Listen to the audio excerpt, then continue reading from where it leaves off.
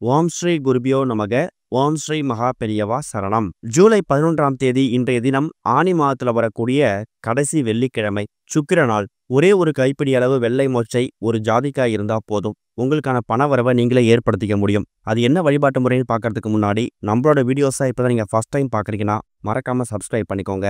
தொடர்ந்து இந்த மாதிரி அப்டேட் தெரிஞ்சுக்கிறதுக்கு பக்கத்தில் நோட்டிஃபிகேஷன் பெல்லை கிளிக் பண்ணி ஆல் அப்படிங்கிற செலக்ட் பண்ணிக்கோங்க. இப்போ வெள்ளை மொச்சை ஜாதிக்காய் வைத்து என்ன வழிபாடு செய்ய போகிறோம் அப்படிங்கிறத பற்றி தெளிவாக தெரிஞ்சுக்கலாம். இப்போ நம்ம ஆடி மாதத்தில் இறுதியில் இருக்கிறோம். கிட்டத்தட்ட இந்த ஆனி மாதத்தில் எக்கச்சக்கமான விசேஷங்களை பார்த்துருப்போம்.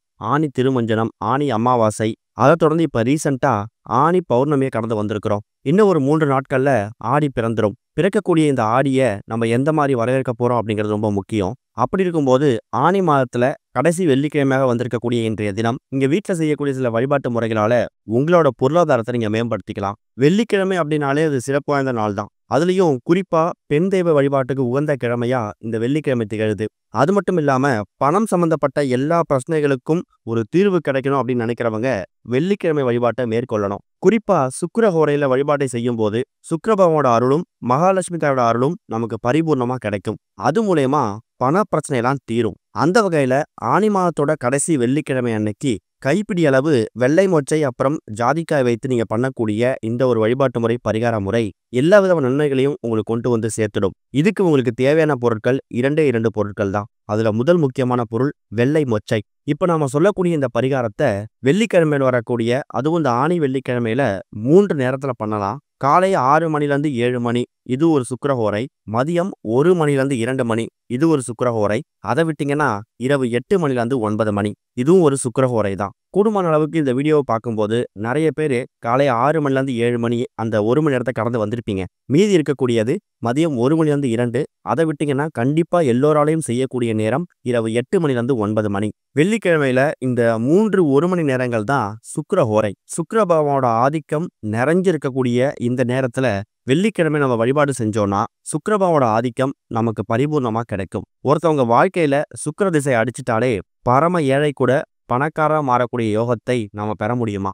அந்த அளவுக்கு சக்தி வாய்ந்த இந்த வெள்ளிக்கிழமையில, அதுவும் ஆனி மாதத்தோட கடைசி வெள்ளிக்கிழமை, இந்த ஒரு பரிகாரத்தை ஒரு 5 நிமிஷம் செலவு பண்ணி நீங்க செஞ்சுட்டாலே போதும். மாலை ஒரு 6-7 மணிக்கெல்லாமே வீட்டோட பூஜை அறையில விளக்கேற்றி வச்சு, வெள்ளிக்கிழமையில பொதுவா நீங்க எந்த மாதிரி வழிபாடு செய்வீங்களோ அது எல்லாத்தையும் நீங்க முடிச்சுக்கலாம். அதுக்கப்புறம் சரியா 8 மணி ஆகிற வரைக்கும் நீங்க காத்திருக்கணும். 8 மணி ஆனதுக்கு பிறகு சின்னதா ஒரே ஒரு கிண்ணமோ இல்ல ஒரே ஒரு மண் அளவுலக்கோ தயார் செஞ்சு வச்சுக்கோங்க. அதுல இப்ப நீங்க வீடியோல பாக்குற மாதிரி ஒரே ஒரு கைப்பிடி அளவு இல்ல ஒரு ஸ்பூன் வெள்ளை மொச்சையை வச்சு அதுக்கு மேல ஒரே ஒரு ஜாதிக்காய் வைக்கிறோம். வெள்ளை மொச்சை அப்படிங்கிறது சுக்கிர பகவானுக்கு உகந்த ஒரு தானியம். வீட்டுல யாருக்கெல்லாம் சுக்கிர தோஷம் இருக்கோ அவங்க ஒரு வாரமும் வரக்கூடிய வெள்ளிக்கிழமையில இந்த 3 சுக்கிரஹோரை சொன்னோம்ல, அந்த நேரத்துல சின்னதா கிண்ணத்துல வெள்ளை மொச்சைய பூஜை அறையில வச்சு நீங்க பூஜை பண்ணீங்கன்னா சுக்கிர பகவான் அதை மனசார ஏத்துக்கிட்டு உங்களுக்கு பலவித நன்மைகளை ஏற்படுத்துவார். வீட்டுல இருக்கக்கூடிய யாராவது நபருக்கு சுக்கிர தோஷம் இருந்தா அந்த சுக்கிர தோஷத்தால ஓங்கி விழக்கூடிய அடி தாங்கி விழும். படிப்படியா கிரக தோஷ பாதிப்புகள் குறையுமா. இது தோஷம் இருக்கிறவங்க, இல்லாதவங்க வெள்ளை மொச்சை வைத்து வழிபடும் போது அவங்க குடும்பத்துல சுக்கிர பார்வை விழும். அது மூலயமா பொருளாதாரத்துல, செல்வ நிலையில இது வரைக்கும் என்ன விதமான பிரச்சனைகள் இருந்து வந்துட்டு இருந்துச்சோ அது எல்லாத்துக்கும் ஒரு நிரந்தர தீர்வு கிடைக்கும். ஜாதிக்காயை பத்தி நம்ம சொல்லி தெரிய தேவையில்ல. வாசம் நிறைந்த ஒரு பொருள், பல மருத்துவம் நிறைந்த இந்த ஒரு பொருள் பல மகத்துவம் நிறைந்த ஒரு பொருளாகவும் கருதப்படுது. ஜாதிக்காய் மகாலட்சுமி தாயார் வாசம் நிறைந்த ஒரு பொருளாம். ஏன்னா வாசம் மிகுந்த 108 பொருட்கள்ல மகாலட்சுமி தாயார் வாசம் செய்யறாங்க அப்படிங்கிறத நம்ம படங்களை படிச்சிருப்போம், கேட்டிருப்போம். அதுல ஒரு முக்கியமான பொருள் தான் இந்த ஒரு ஜாதிக்காய். ஜாதிக்காய் பொதுவா வசியத்தன்மையை ஏற்படுத்தக்கூடிய ஒரு பொருள். எந்த ஒரு பொருளா இருந்தாலும் அது காந்தம் போல ஈர்த்து பிடிக்கக்கூடிய ஒரு தன்மை இந்த ஜாதிக்காய்க்கு இருக்கு. இப்படி 2 முக்கியமான பொருட்கள், வெள்ளிக்கிழமை அப்படிங்கிறதும் சுக்கிர பகவானுக்கு உகந்த ஆனி வெள்ளிக்கிழமை அப்படிங்கிறதால மகாலட்சுமி தாயாருக்கும் உகந்த இந்த 2 பொருட்கள் தயார் செஞ்சு வச்சுட்டு இரவு 8 மணி ஆனதுக்கு அப்புறமா இந்த வெள்ளை மொச்சை மேல ஒரே ஒரு ஜாதிக்காயை வச்சுட்டு முதல்ல உங்களோட குலதெய்வம் இஷ்ட தெய்வத்தை மனசால வேண்டிக்கோங்க. அதுக்கப்புறமா சுக்கிர பகவானை வேண்டிக்கிட்டு சுக்கிர பகவானோட காயத்ரி மந்திரங்கள் நிறைய கூகுள்ல இருக்கு, யூடியூப்ல இருக்கு, அதை நீங்க பார்த்து படிக்கலாம். அதுக்கப்புறமா மகாலட்சுமி தாயாரின் மனசால வேண்டி எங்க வீட்டுக்குள்ள இருக்கக்கூடிய எல்லா விதமான கிரக தோஷங்களும் நீங்கணும், சுக்கிர தோஷத்தால ஏற்படக்கூடிய பாதிப்புகள் படிப்படியா குறையணும், எங்க குடும்பத்து மேல சுக்கிர திசை வேணும்னு சொல்லிட்டு அடுத்ததா மகாலட்சுமி தாயாரி மனசார வேண்டிக்கோங்க.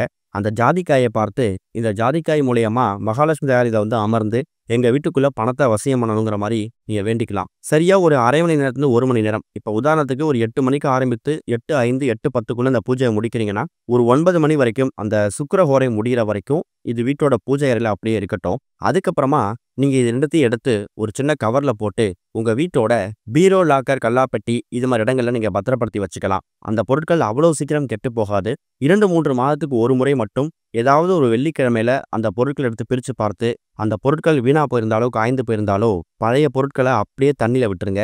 ஆறு, ஏரி, குளம், கிணறுல போட்டுட்டு மறுபடியும் இதே மாதிரி ஒரு வெள்ளிக்கிழமையில சுக்கிர ஹோரையில நீங்க தயார் செஞ்சு எங்க எடுத்தீங்களோ அதே இடத்துல பத்திரப்படுத்தி வச்சுடுங்க. கூடிய சீக்கிரம் நல்ல முன்னேற்றம் ஏற்படுவதை நீங்க கண்கூடா பார்க்கலாம். நம்பிக்கையோட செய்யக்கூடிய எந்த விதமான இறை வழிபாட்டா இருந்தாலும் அதுக்கு நிச்சயம் ஒரு நாள் பலன் கிடைக்கும். ஓம் ஸ்ரீ குருபியோ நமக. ஓம் ஸ்ரீ மகா பெரியவா சரணம்.